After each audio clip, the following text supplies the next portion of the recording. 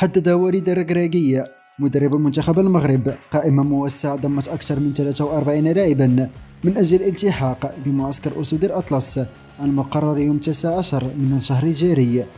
ويخوض المغرب ودية في المعسكر المقبل، حيث يستضيف البرازيل على ملعب طنجة الكبير يوم 24 مارس، وبعدها يسافر صوب مدريد لملاقاة بيرو على استاد متروبوليتانو.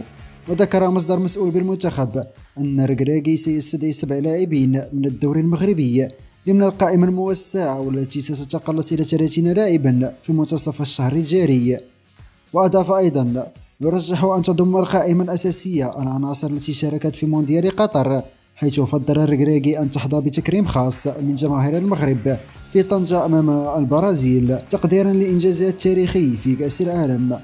وختم أيضا: سيضيف وليد 7 عناصر جديدة على أقصى تقدير، من التي تألقت مؤخرا رفقة أنديتها.